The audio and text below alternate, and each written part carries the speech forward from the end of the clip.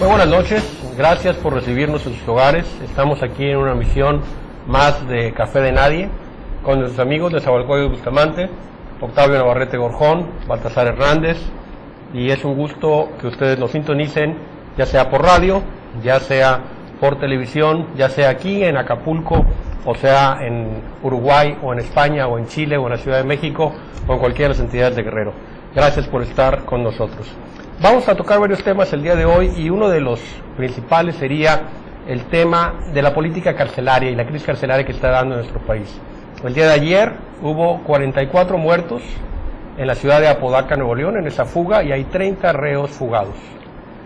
Y es un tema que está en la mesa. ¿Qué opinas del asunto de Zahualcóyotl? Muy buenas noches, amigos de Café de Nadie. En efecto, el capítulo de ayer en Apodaca es el último que evidencia no solo la crisis del sistema penitenciario en México, una crisis de seguridad, sino prácticamente refleja la descomposición en la relación entre los mandos que resguardan los centros carcelarios. En 2001 en este país, Joaquín El Chapo Guzmán se fugó en un carrito de lavandería del penal de Puente Grande, después llamado irónicamente Puerta Grande, justo al despuntar el sexenio de Vicente Fox.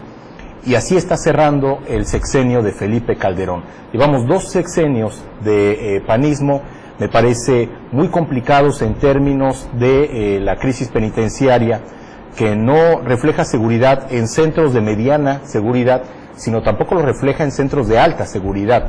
Y lo peor de todo es que existen, en el caso de Apodaca, como mencionas, Enrique, detenidos todos los mandos medios y operativos de este centro carcelario por su posible implicación en la crisis, en la fuga y en el incendio en el que murieron en la riña en la que murieron 44 personas. El incendio, por cierto, que hace unos días también se ocurrió en Honduras, cerca de Tegucigalpa, donde murieron más de 350 presos que, a decir de los propios familiares, fueron dejados ahí morir por los propios celadores que se encontraban con llaves y que vieron toda la escena, y que además no solo murieron incendiados, sino que también fueron asesinados a tiros por los propios policías. Es decir, no solo en México, en Tamaulipas, en Nuevo León, en Acapulco, hemos tenido casos recientes de riñas, y además en Acapulco, recordarán ustedes, hace algunos meses, recordarán nuestro auditorio, que hubo una inspección de policías en el Cerezo de Acapulco, donde encontraron pantallas planas, celulares, y esto que además jovencitas ahí, que no es nuevo, esto en la Ciudad de México, en los reclusorios de la Ciudad de México es común, está presente, pero aquí lo que llama la atención es que se agrava cada vez más. Antes eran los privilegios, ahora son el número de muertos que se incrementa cada día más.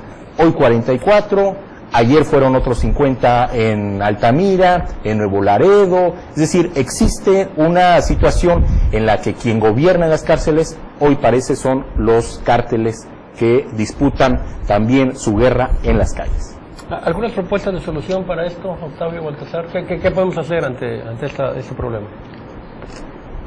Pues, primero vivimos en un país surrealista. Causa una gran preocupación que los llamados centros de readaptación social, lo que la gente le llama cárcel, bote, jaula, etcétera, donde supuestamente quienes infringen la ley se van a readaptar teniendo como marco estos centros, resultan cotos de poder, resultan islas en donde la criminalidad pareciera que entra a una universidad a hacerse más criminales, más ladrones, más extorsionadores, y esto se ve reflejado en las cuestiones que están pasando en la actualidad, ¿no? Para nadie es un secreto que dentro de las cárceles mexicanas hay poderes de facto, poderes reales, en donde se originan las extorsiones telefónicas, donde hay una prostitución, donde hay una trata de blancas, donde hay una venta de drogas, ni siquiera al menudeo, sino al mayoreo, que rebasa los límites de las propias cárceles en México. Creo que lo que pasó en Apodaca es una muestra ya de esa crisis. Netza, como lo llamaste correctamente, está explotando algo que se ha venido gestando desde el siglo XX. Es decir, no estamos hablando de nada nuevo, pero sí estamos hablando de que las explosiones que hay dentro de los centros de readaptación social, las cárceles mexicanas, pues están tomando un giro bastante espeluznante. Claro, dentro del sarcasmo mexicano dicen, pues para parecernos a Honduras, pues 350 contra 44 de Apodaca, pues no es nada. Sí, diría Santiago Krill en una entrevista que le hace Milenio en un programa muy bueno que se llama Traga Luz, dice, un muerto es mucho. Efectivamente, 44 muertos, está hablando de esa crisis del sistema penitenciario en México, que nos está abriendo los ojos, más todavía, sobre lo que está pasando en la administración de las cárceles, y que aunque se sabe por parte de la Secretaría de Gobernación, por parte de los mandos policíacos y del sistema de justicia en México, sigue persistiendo, y esto está dando al traste con un programa bastante cacaraqueado desde hace muchos decenios, de donde se dice que las cárceles sirven para adaptar a la gente, cuando no pasa así, ¿no? Así es. Bueno, ¿quién es el responsable en Nuevo León? ¿Quién es el responsable de Apodaca? O sea, ¿qué entidad es quien es responsable de esa cárcel? Pues en primer lugar es el conocido gobernador con cara de ping-pong, es un muñeco, Medina, que inmediatamente sale al púlpito de los medios y entonces está echándole la culpa al gobierno federal, porque dice que en esa cárcel hay un exceso del 36% ¿de reos federales? De reos federales, el 60% son reos federales y el 40% son reos del orden común, y entonces está inmediatamente poniendo el acento en la I, en donde dice que efectivamente pues ocurrió esta tragedia, pero que la culpa, la responsabilidad es del gobierno federal al obligarlos a tener el 60% de la población carcelaria por cuestiones del orden federal. Ahora bien, hay algo que yo tengo duda, o sea, este problema, específicamente en Apodaca, se genera una riña para que se puedan escapar. ¿Qué es lo que sucede? ¿O se escapan en la confusión de la riña? A ver. No, se está manejando que se generó una riña. Para producir el escape, claro. Para producir el escándalo primero, había gente, familiares afuera también que ayudaban a magnificar el problema, a multiplicar, digamos, el clima de desconcierto. Hay muertos adentro, una riña muy grande entre dos grupos muy identificados, los Zetas por un lado y el Cártel del Golfo por el otro, y en esa confusión planeada se da la fuga de 30 reos, algunos de ellos de alta peligrosidad. De hecho, las cárceles mexicanas nunca han sido, y menos lo son ahora, centros de readaptación social. Hay que ver que ahí debe haber una transformación jurídica incluso, porque dependen todas, en todo el país, de las secretarías de desarrollo social. Seguridad pública. Sí. La inmensa mayoría dependen de Secretaría de Desarrollo Social o de Seguridad Pública. Pero se concentran, digamos, se consensan los directores.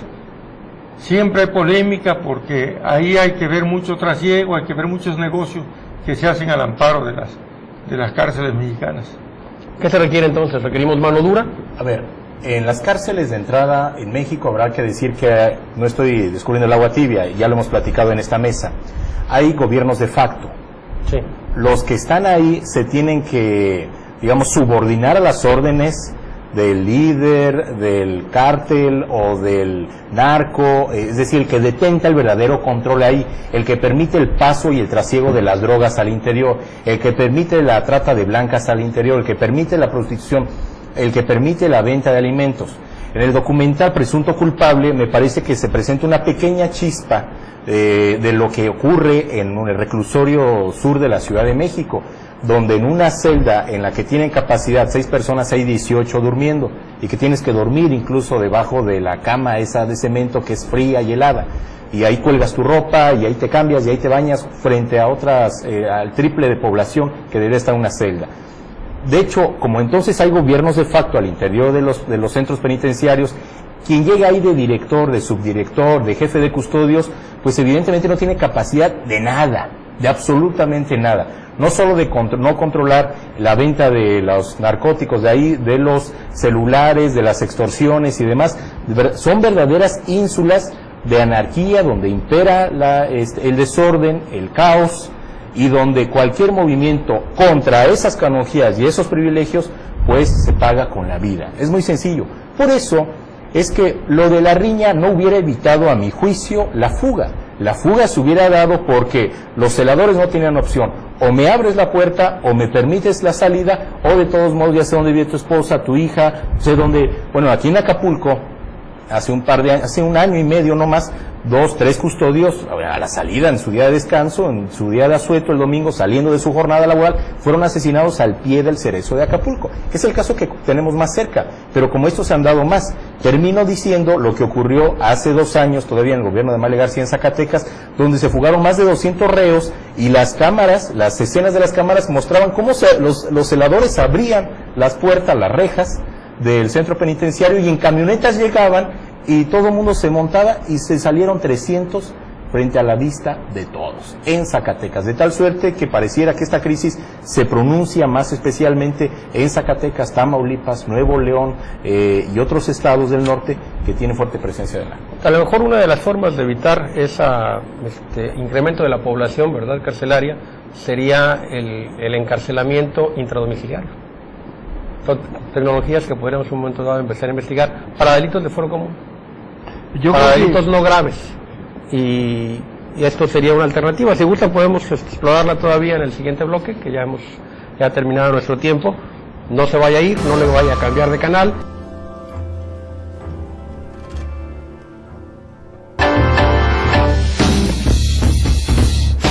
Gracias por continuar con nosotros. Seguimos entonces con el tema, ¿verdad?, de la política carcelaria en México. Una de las alternativas podría ser esa, y también obviamente la alternativa es la prevención del delito y el evitar de que haya gente que llegue a la cárcel, ¿verdad? No porque no sean bien procesados, sino porque no delincan. Ha habido una inversión importante, ¿verdad?, ahora de Felipe Calderón, del presidente de la República, para reconstruir el tejido social en una de las ciudades emblemáticas con problemas graves de violencia, que es Ciudad Juárez. ¿Qué quisieras comentarnos sobre el tema, Samuel Coyos? Bueno, yo creo que todo el mundo coincidiría en que no queremos más cárceles, sino más escuelas en este país. Pese a que las cárceles están sobresaturadas, existen en decenas de juzgados que están adjuntas a los centros penitenciarios, muchos casos aún sin resolver. Si no, las cárceles estarían de plano a punto de reventar. Hay muchos casos que no están resueltos. Creo que en los últimos años la población carcelaria en este país ha crecido merced a el esfuerzo o a la guerra del gobierno federal contra el crimen organizado, en los que hay muchos detenidos pero no con sentencia. Por cierto, eso también es un dato importante. Es decir, también creo que el sistema judicial en México atraviesa una crisis, acusa una crisis, porque es el sistema penitenciario, es el sistema judicial. Insisto, presunto culpable refleja toda esta cadena de complicidades, desde el juez, el abogado de oficio, defensor, etcétera, todos ellos que están coludidos y que hacen una maraña, un entramado en el que quien cae en esa red, un ciudadano común, una familia de escasos recursos, hasta este personaje empresario que golpeó un ballet parking, que también, el empresario Sacal, que está detenido ahora y demás, quien cae en esa red realmente lleva un verdadero, se lleva una verdadera sorpresa y una experiencia lamentable de todo el proceso que está ahí. En efecto, Felipe Calderón estuvo la semana pasada, pernoctó en Juárez, bajo estrictas medidas de seguridad, estuvo 2 días allá ratificando la inversión que ha hecho su gobierno en esa ciudad azotada por la violencia, una ciudad de 1.300.000 habitantes con una enorme población flotante que la ha sido tragada prácticamente por la violencia y que hay un esfuerzo de recuperarlo allá, como acá con el programa Guerrero Seguro. La cuestión del subsistema penitenciario es, yo creo, la cola de un problema del sistema de justicia. Es decir, hay teóricos, un doctor en Derecho, López Betancourt, en donde dice que quien cometa un delito tendrá que pagarlo de la misma proporción que es el delito. Es decir, estar a favor de que el que mate sea procesado también a muerte, que el que robe tenga lo conducente. Es decir, esa línea de juristas en donde están estableciendo una proporcionalidad directa a el tamaño de lo malo que cometa una persona, pues ahí está en el tintero. Están también revisándose las academias, los institutos jurídicos, entre ellos la UNAM sobre todo, en donde se está haciendo un reacomodo de esta cuestión normativa para pues estar a la altura de esta nueva criminalidad que, como lo ha dicho Netzahualcóyotl, es cierto. Es decir, hay una saturación de las cárceles y no es con grilletes electrónicos como pasan en las películas norteamericanas, en las casas donde algunos miembros militares o miembros prominentes de otros sectores sociales pueden estar muy cómodamente en su casa pagando. Es decir, la realidad está rebasado el subsistema penitenciario, hay una saturación que esto crea, entre otras de las cosas, un hacinamiento no solamente físico, sino moral, humano, en donde las familias a veces dejan de asistir a ver a sus presos, porque es una tremenda tortura pasar siquiera un alimento, lo revisan hasta del ano, pues digamos. Entonces, todas estas revisiones tienden a crear un proceso global del Estado mexicano y de los gobiernos en turno, y no solamente crear más cárceles o más sofisticadas cárceles, cuando ese no es el problema, no es el problema el bulto en donde se van a depositar, sino la calidad y todos esos entramados en donde se quiere realmente una readaptación social de quienes infringen la ley. El otro lado es que Ciudad Juárez era conocido por las canciones de Juan Gabriel, era conocido como una ciudad maquiladora. Después fue conocida como Las Muertas, el punto del feminicidio, pero hoy es la ciudad más violenta de México, más violenta. Va con el mensaje del presidente Calderón, sumamente resguardado por el Ejército y la Marina y la Policía Federal, a dar ese mensaje de no nos hemos equivocado, sino al contrario, vamos a poner más fuerza a esta guerra que, aunque a uno no les guste, ha arrojado más de 50,000 muertos. Salvarcal, el ABC en otra proporción de esta normatividad de Hermosillo, Sonora, donde mueren infantes y que tampoco está solucionado. Son problemas de una misma madeja. Lo cierto es que Ciudad Juárez y ahora muchas partes de Guerrero y entre otras cosas la ciudad de Acapulco son conocidas a nivel nacional e internacional como fuentes de gran peligrosidad para quienes habitan y para quienes están en esta población flotante de turistas y de visitantes, ¿no? Entonces, Baltasar, grilletes electrónicos no, digamos que pena de muerte sí. O sea, ¿esa sería tu propuesta? No, digamos que hay una revisión integral de las cosas. Es decir, los juristas, yo no soy abogado, los juristas, un ala muy grande de juristas, entre ellos el doctor López Betancourt, que tiene muchas ligas aquí académicas en Guerrero, ha dicho públicamente pues que debe haber una proporcionalidad de la ley con respecto a la dimensión el del delito. Esta tesis no es nueva, esta tesis está desde el Levítico, ojo por ojo, diente por diente, y todo el mundo nos quedaremos ciegos y chimuelos, ¿no? Si se aplica esto. Yo pienso que las cárceles deben de orientarse hacia la readaptación. Y bueno, lo de los grilletes electrónicos a mí no me parece una idea descabellada. Yo creo que tenemos de buscar alternativas para evitar que delincuentes menores, ¿verdad?, reciban, estén en la cárcel y le sirva como una universidad del delito, ¿no? Como el aprendizaje. Sí, hay que recordar que era Ciudad Juárez antes de la violencia, ¿no? Es una ciudad alegre, una ciudad cuyo canto emblemático a nivel nacional era el Noa Noa, de Juan Gabriel. O sea, ¿quién se iba a imaginar que 2 décadas después esa ciudad iba a ser sinónimo de muerte, de feminicidios, de tortura? Porque resulta que el que no tiene un muerto tiene un preso, y el que tiene preso lo va a ver a la cárcel. Y en la cárcel son sujetos de todo tipo de humillaciones, desde el manoseo hasta otro tipo de humillaciones más graves, ¿no? Entonces es muy difícil pensar. Nos sorprendió el narcotráfico como fenómeno social, creció exponencialmente, geométricamente, nos sorprendió. No hay un número adecuado de cárceles que pueda tener adentro a todos los que delinquen, porque ni siquiera están todos, pues es una mínima parte de los que han cometido un delito. Entonces debe ser un sistema de readaptación social, y no sé si con el grillete electrónico o con otro método, pero una de las formas es que quien cometió un delito común, un delito menor incluso, o que está por equivocación procesado, no tenga contacto con este tipo de gente, porque estos tienen una capacidad de maldad. Yo me recordé cuando estaba recibiendo la noticia del motín de Apodaca, de la riña que se cubrió por internet desde muy temprano. De hecho hay escenas directas antes de que se diera la noticia. Otra vez las redes sociales le ganaron a las noticias formales, y veía una gran capacidad de odio de la gente. Me tocó verlo de lejos en la Ciudad de México con este linchamiento que acaba de haber de 3 jóvenes, 2 de ellos menores de edad, en el Estado de inocentes, en el Estado de México, no sé dónde. Y más recientemente, entre los vecinos, escapa un puercoespín.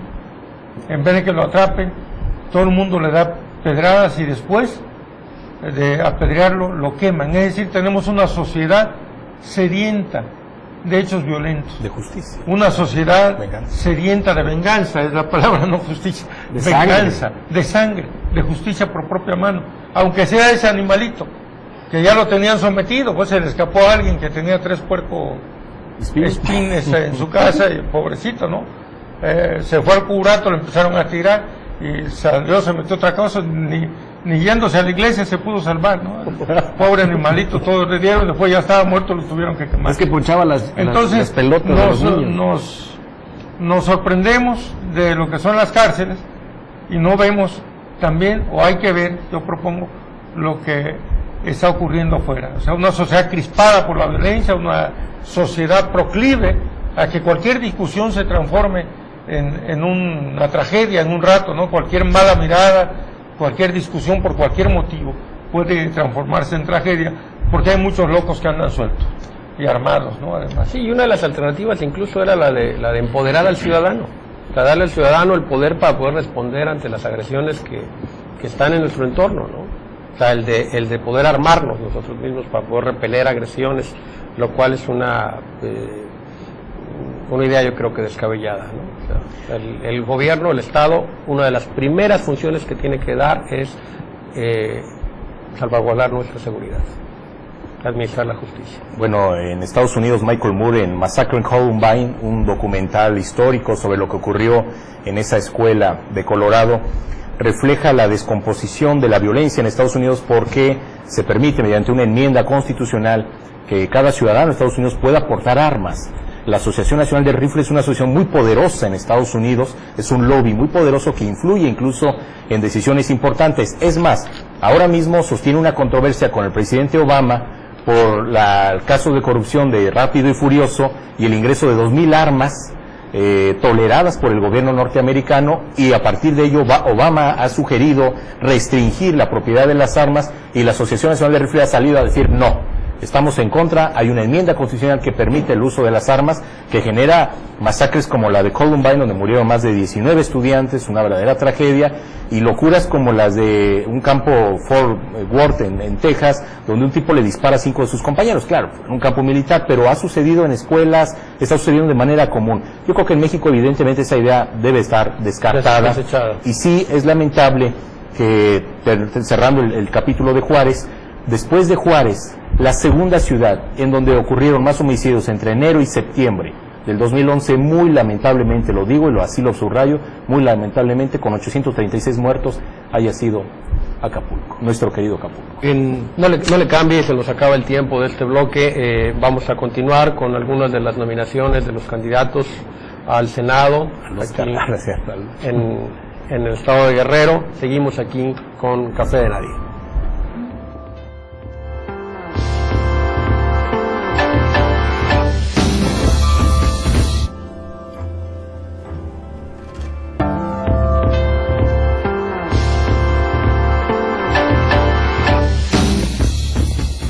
Bueno, estamos ahorita en un periodo de intercampañas, un periodo donde ya hubo una definición de algunos candidatos al Senado, donde están dándose las definiciones de otros candidatos también, tanto del PRI y el PRD, que son los partidos que tienen mayor presencia aquí en nuestro estado de Guerrero, y estamos viviendo un limbo jurídico, siento yo, en cuanto a que terminan ya las precampañas y van a empezar las campañas. Pero en las definiciones vienen cosas interesantes. Octavio, ¿qué quisieras abordar al respecto? Bueno, este fin de semana iniciaron el proceso de designación formal de candidatos ya para el caso del PRI en todo el país. En Guerrero no fue la excepción. Han sido nominados candidatos en Guerrero que con algunos compromisos políticos, me parece. Manuel Añorbe impone candidato en el Partido Verde, mete la mano, ya estaba metida de hecho, pero Manuel Añorbe impone candidato en el Distrito 4 en Acapulco, entiendo, con este señor que aparece más en las revistas de espectáculos que en las de política, ¿no? Por la relación que tiene con Galilea Montijo, el señor Reina. En el 9 me parece un hombre muy cercano y de todas las confianzas a Añorbe, tan cercano que le dejó el manejo de la deuda y de la quiebra de las finanzas en Acapulco. De ese tamaño es la confianza de Añorbe. Héctor Astudillo tiene mano en la nominación en Chilpancingo con un expresidente municipal, Marco Castrejón Lobato, pero el problema con el señor Lobato es que es un hombre, ya me parece que responde a esa vieja generación de priistas. En cambio fue desplazado Marco Antonio Leiva Mena, me parece un cuadro del PRI en crescendo, en formación, que había sido el presidente del PRI estatal, diputado local, y ahora se queda fuera de tener la posibilidad de ser candidato a diputado federal. En los demás distritos me parece no hay mayor sorpresa, presidentes municipales con licencia, en el caso de Altamirano, en el caso del distrito con cabecera en Iguala, que es Álvaro Burgos en Tasco, que ya ha sido también ya diputado federal, y en el distrito 3 Alejandro Bravo Abarca, otro presidente municipal, en el distrito 8 René González, y regresan dos, digamos, de aquella vieja generación de dinosaurios en el PRI, que es Héctor Vicario en el 6 y Aciadet Rocha en el 5, es decir, Aciadet, la famosa Chade, que ha estado permanentemente en espacios de representación popular, de tal suerte que está definido. Y recordarán ustedes, la semana pasada fueron ya ungidos formalmente René Juárez y Claudia Ruiz Macías Salinas como candidatos al Senado. Eso es lo que hace al PRI. Si quieren comentamos ahora lo del PRD. En cuanto al PRI, ¿consideras tú que tiene posibilidades dónde? Sin ánimo de ser oráculo de Delfos, ¿no? Pero ¿dónde consideras tú que tiene posibilidades de triunfo electoralmente hablando? Yo creo que hay una competencia, pese a que el PRI no está en el gobierno, hay una competencia en algunos distritos cerrada.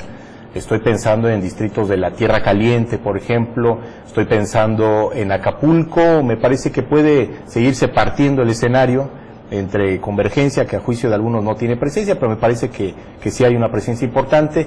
Otro distrito donde hay una presencia mayoritaria del PRI quizás sea la Costa Chica, digamos, allá hay una presencia importante, en la montaña y en la zona norte. Ahí pudiera, la competencia, y me parece el distrito de Chilpancingo, la competencia puede estar entre el PRD y el PRI en Acapulco, evidentemente, en los distritos de Acapulco, en la Costa Grande, que son los bastiones tradicionales, y quizá hasta en el distrito con cabecera en Iguala. Ahí pueda estar más o menos favorable para el PRD, y en los otros sí entrar una disputa. Recordemos que en la elección de 2009 solamente hubo un diputado de mayoría, Armando Ríos Peter.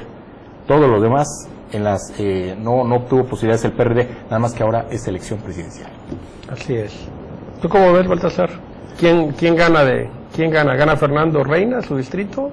¿O gana el otro candidato del PRI? ¿O gana el PRD? ¿Le das alguna opción al PAN? Yo creo que él se va a llevar a un bebé que trae gestando Galilea, una famosa presentadora de televisión, muy guapa, por cierto. Es el único que se va a llevar el actual regidor con licencia en Reina, Fernando Reina, porque yo veo desde afuera a los toros, ¿no? Primero, veo a un PRI que define bajo una designación directa a sus candidatos a puestos de elección popular en Guerrero, federales, y veo que en todos y cada uno de ellos existe una institucionalidad, entre comillas, que se traduce en un mensaje de unidad. Hay un claro discurso político de los candidatos del PRI a puestos de elección popular para este proceso electoral 2012, en donde la unidad se presenta como el máximo valor político del partido. Y esto ya por sí mismo es una ganancia. Claro. Mientras que en el PRD están saturándose, primero, de suspirantes. Una campaña que estamos viendo desde hace meses en los cabús de los autobuses, en las bardas, en los espectaculares, en donde por sí solo la autoridad electoral debiera de prohibir a cualquiera de ellos concursar ahora por un puesto de elección popular, porque están verdaderamente descabellados, haciendo un uso de los recursos públicos, diputados ahora con licencia, presidentes municipales y gente que se vincula con ciertas instituciones del Estado de Guerrero. Entonces, creo que en el PRD no hay ese mensaje de unidad, hay un fraccionamiento real de las tribus, como se dice, del PRD, y una de las cosas es que ayer salió una noticia en donde cuando se vio Sofío Ramírez en segunda posición de la fórmula que se dice que va a ir al Senado y que Armando Ríos Peter va a ir en primera, lo único que hace es salirse de esa reunión y venirse, dicen muchos de los que saben de lo que pasó en ese momento, venirse a hablar con el gobernador para pedirle línea y obviamente pedirle la mano para que él no vaya en segundo lugar como se presume, sino vaya en primer lugar y desbancar a Ríos Peter. Eso habla de que no existe una unidad, ni siquiera hay una ideología perredista que digamos que sea fuerte para convencer al electorado. Octavio, ¿hay unidad o no hay unidad del PRD? Habla también de otra cosa, aparte de lo que bien dice Baltasar Hernández Gómez. Habla del temor a la derrota. O sea, por eso están peleando el primer lugar, porque saben que no las tienen todas consigo. Claro. Yo aquí discrepo un poquito en Nezahualcóyotl y Bustamante, porque creo que hay una disputa cerrada en absolutamente todos los distritos y en absolutamente todas las colonias del estado de Guerrero, donde podría tener una posición abiertamente ganadora el Partido de la Revolución Democrática, es con Acapulco, es en Acapulco. Y eso habría que darle las gracias a Manuel Añorbe, al descrédito financiero que tiene su gobierno, a la quiebra en la que metió a la institución municipal. Pero resulta que aquí salta una liebre que nadie había tomado en cuenta, que es Seferino Torreblanca. Entonces, aquí donde sí tenían posibilidad de derrotar 2-1 en unidad Morena PRD al PRI, le salta algo inesperado, de tal suerte que tal vez no tenga lo suficiente para ganar Seferino Torreblanca, pero sí mete a la disputa principal, cierra más entre toda la izquierda y el PRI.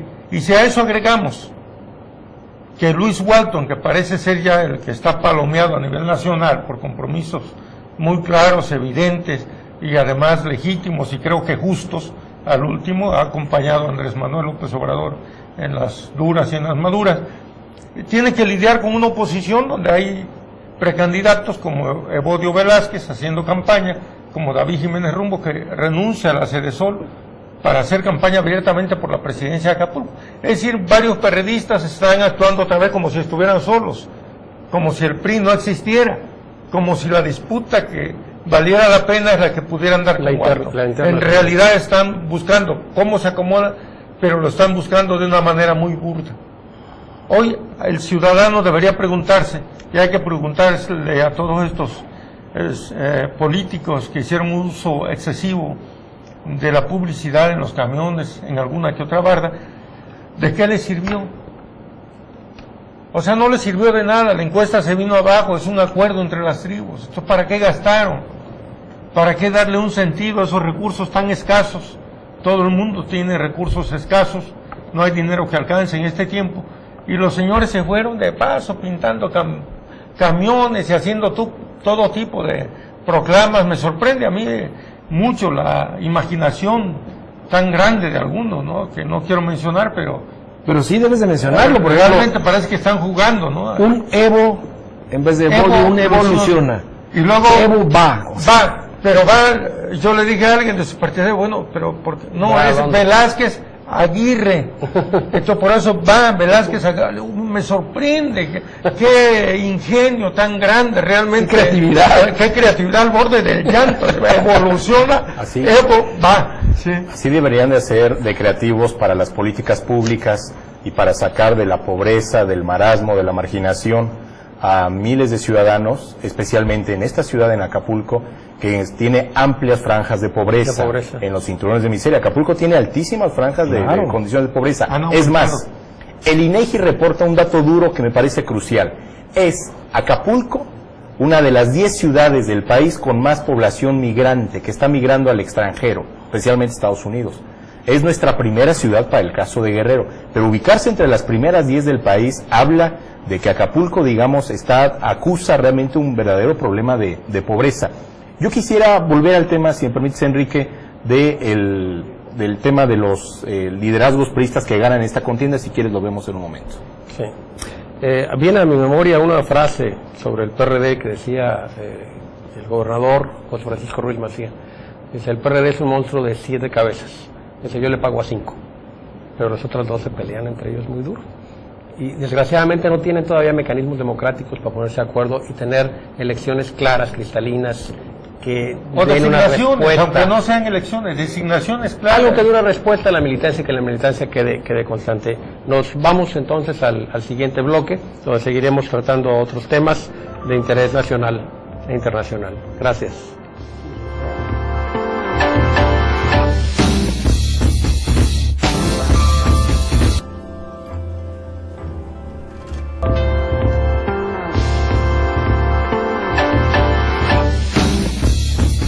Gracias por venir con nosotros. Este es nuestro último bloque y vamos a continuar con el análisis político electoral, ¿verdad? Baltasar, ¿qué piensas? ¿Qué pasa aquí en Acapulco? En Acapulco pasa una situación que para muchos está sucediendo en ciego.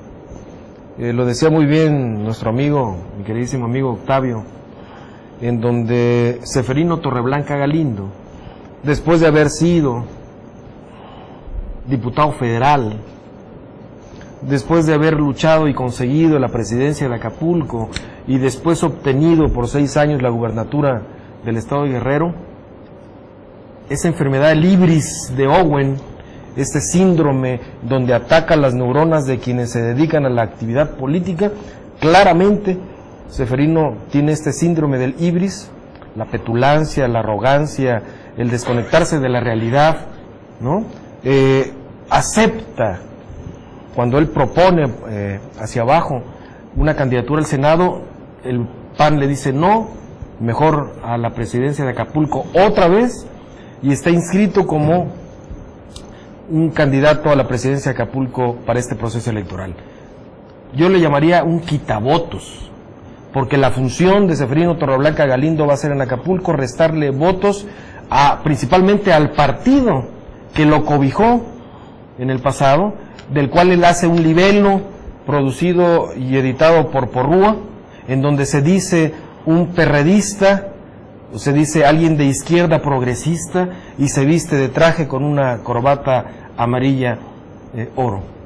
Es decir, este quitavotos va a venir a contaminar una de las cuestiones más importantes de este año, que estamos oliendo, comiendo, bebiendo, que se llama política electoral en 2012, y viene a darle al traste a una ciudadanización del voto en términos de competitividad de los 3 partidos más fuertes en Guerrero y en México, y esto atrayendo otra vez la marquesina mercadológica que tiene y que le han construido a Ceferino Torreblanca. Creo que en ese sentido le resta votos al PRD y obviamente este quitavotos ceferinista viene a contaminar este proceso electoral desde mi punto de vista. ¿Gana o pierde Ceferino Torreblanca compitiendo para presidente municipal, Octavio?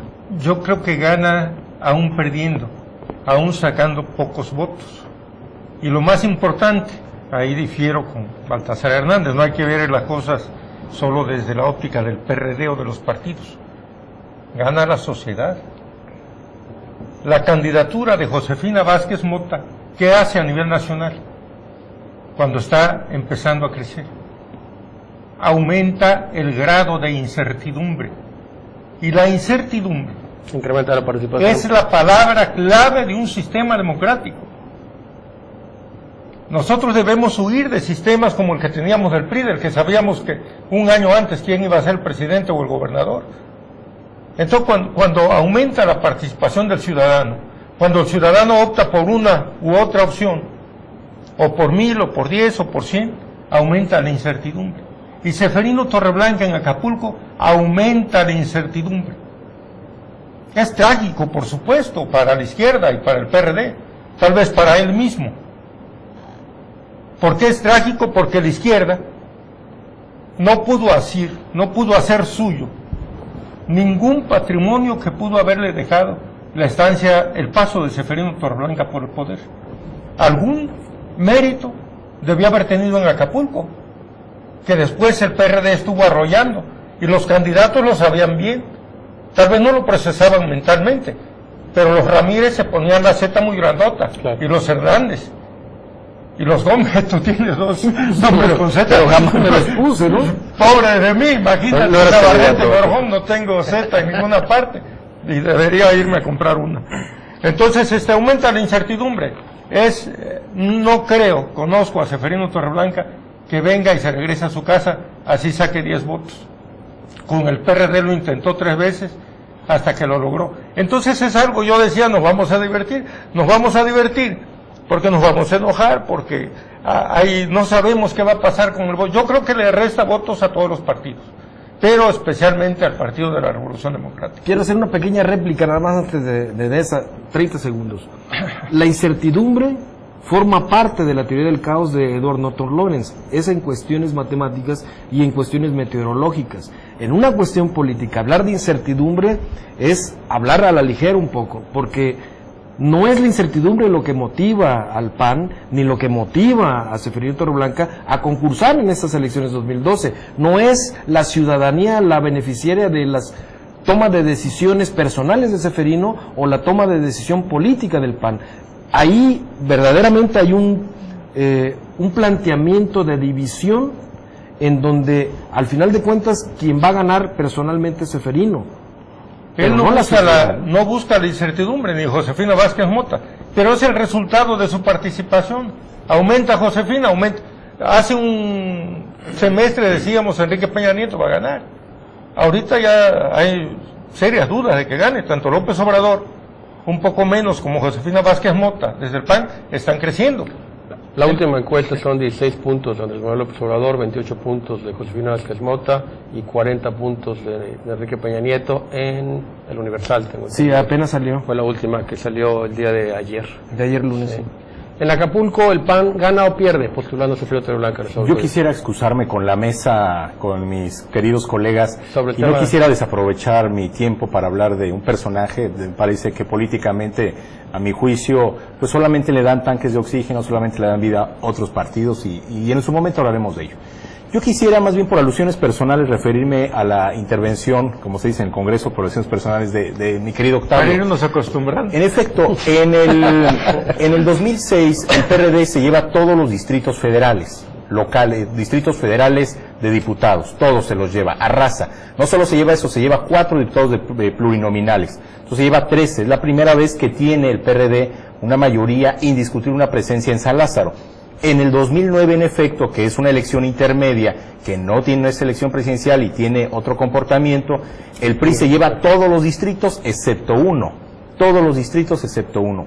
Tiene razón Octavio, ahora puede haber una competencia más cerrada, porque si bien estamos en territorio obradorista, antes cardenista, Guerrero es un bastión histórico del PRD, que hoy es dilapidado lamentablemente por sus camarillas, sus dirigentes, hoy puede existir una competencia real entre el PRI. Por eso la presencia de René Juárez en el Senado, de Claudia Ruiz Massieu, que lleva apellidos de pedigrí político, y otros demás.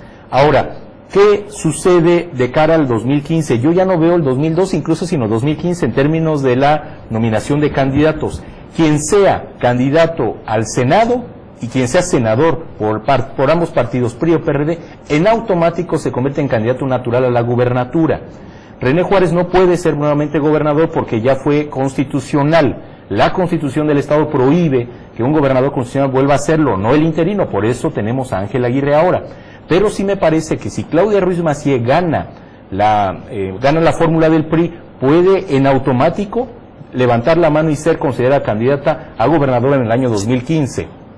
Lo mismo en el PRD, por ello la disputa por el primer lugar, Armando Ríos Peter o Sofío Hernández, el ahijado, el cercano, el protegido político de Aguirre, se ven en el 2015.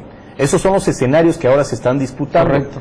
Por tanto, habrá que ver cómo quedan finalmente el tema de las candidaturas. En el caso del PRI, es importante saber que René Juárez se lleva su candidatura al Senado y es senador en automático.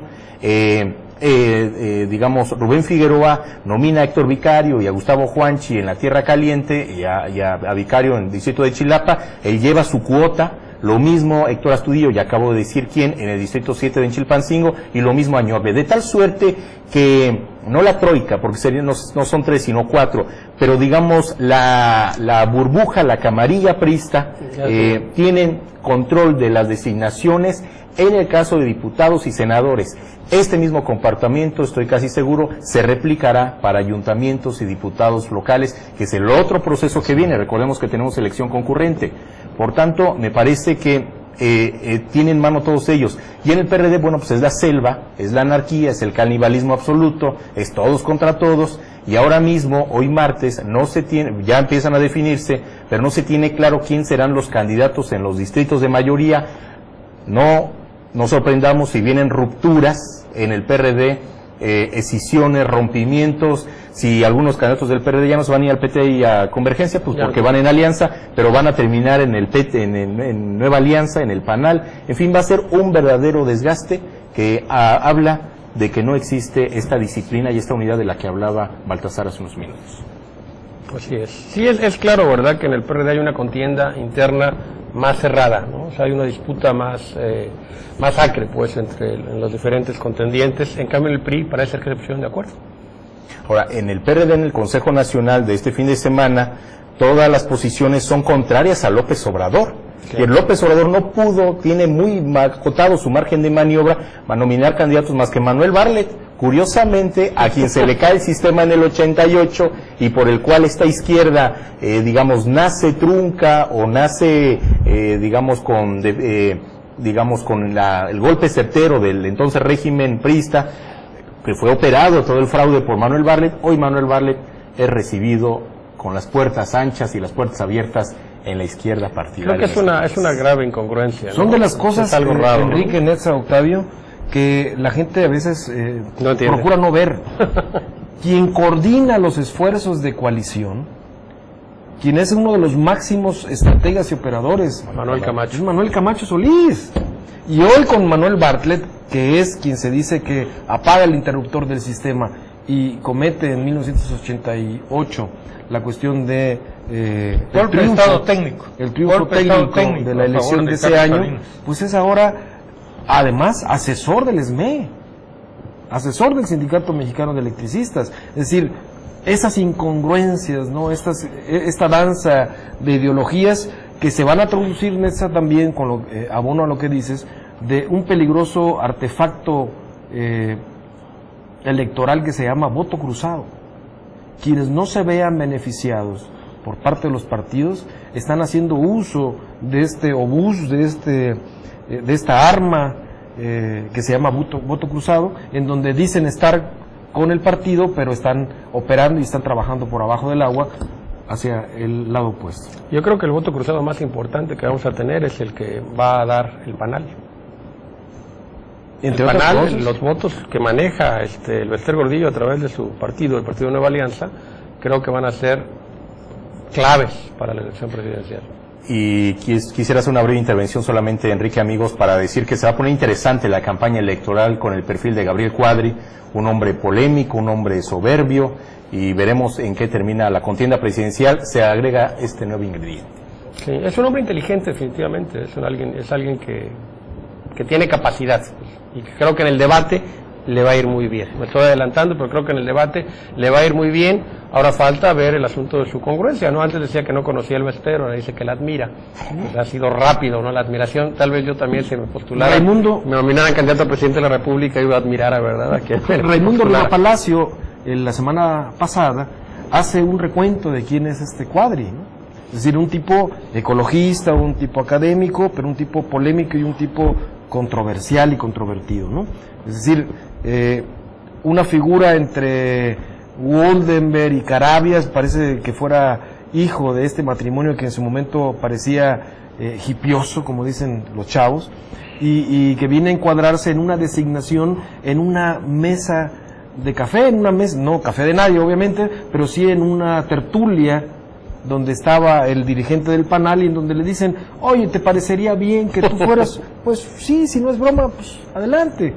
Es decir, el nivel político, hay que señalarlo, no está a la altura de lo que queremos los ciudadanos, ni lo que merece México como tal. Ese es el problema ahorita, pero a lo que yo decía del voto cruzado, en Guerrero, muchos dicen, algunos políticos poderosos, entre comillas, tienden a construir estructuras de voto cruzado tan importantes para uno, pero tan maléficos y tan peligrosos para la mayoría, ¿no? Por eso se va a dar mucha diversión ahora. Por ejemplo, en Acapulco, la postulación de Zeferino Torreblanca. Yo quiero saber para dónde se va a ir Avelina López cuando le digan que ella no es, a pesar de que ganó en la encuesta, la que va a encabezar al PRD Morena en el 9. ¿Para dónde se va a ir María Antonieta Guzmán Bisairo cuando le diga que aunque haya salido muy bien en la encuesta, su distrito ya estaba apartado? Entonces va a haber una brincadera de un lado para otro, no nada más a favor de Zeferino. Mira, lo También vemos, en contra del PRI. lo vemos, los vimos ya en otras elecciones, cuando se dan elecciones conjuntas. Yo he visto candidatos a diputados locales apoyando a los candidatos a presidente municipal de otro partido y candidatos a presidentes municipales apoyando a los candidatos a diputado local de otro partido, y esto se da. Yo pienso que vamos a estar viendo mucho de esto en Guerrero, sobre todo en Acapulco. La inconformidad de los no postulados, ¿verdad?, se va a manifestar de esta manera, en ocasiones atacando a sus mismos adversarios políticos, que son los que consideran sus enemigos. Les agradecemos mucho, señores, por su presencia. No sé si quieran saludar, enviar algún saludo. Yo especialmente quiero mandar un saludo, un abrazo muy grande para Jeremías Martínez, que acaba de obtener el Premio Nacional Aguascalientes de Poesía. Es uno de los dos premios más importantes de poesía a nivel nacional, bien dotado, no se gana 20 o 30 mil pesos, son 250 mil pesos, que se lleva muy merecidos, le pagan el trabajo arduo, hecho que conocemos, un trabajo que conocemos de un intelectual solitario, aguerrido, pero que con este premio le va a ir muy bien y se coloca ya entre las figuras nacionales de la literatura nacional. Guerrero está viviendo un momento importante, salió el número 2 de 99 grados, Entre líneas. Pedro Pardo acaba de ganar una bienal en Alemania, José Antonio Rivera Rosales una mención en el premio Juan Rulfo. En fin, está viviendo un momento de gloria las letras guerrerenses y debemos esperar que sigan cosechando triunfos nuestros intelectuales. Pues solamente brevemente entristecernos por la noticia de que Sealtiel Alatriste haya renunciado a Difusión Cultural de la UNAM, acusado de plagio, y que haya renunciado al premio Javier Villaurrutia de Escritores para Escritores. Lamentable, porque quienes conocemos a Sealtiel, bueno, pues es algo que me parece representa un duro golpe a la comunidad cultural de este país. Peña Nieto no renuncia a su candidatura por el plagio de su libro que presentó, ¿no? Seguramente lo está pensando y lo estará valorando. 3 libros y un copete. Sí. Baltasar. Bueno, pues yo quiero saludar a todos los que nos escuchan y nos ven, que son ahora muchos, afortunadamente para nosotros, que nos sigan sintonizando, y decir también aquí al aire que Hace muy poco, nuestro amigo Octavio Augusto Navarrete Gorjón fue Premio Estatal de Periodismo otorgado por el Congreso, y bueno, pues él es muy modesto, pero tenemos aquí a un gran periodista, un gran economista, y felicidades, Octavio. ¿Otra vez? Otra vez. Gracias. Pues muchísimas gracias por habernos permitido estar en sus hogares, y el próximo martes estaremos, como siempre, aquí platicando con ustedes en Café de Nadie. Muchas gracias.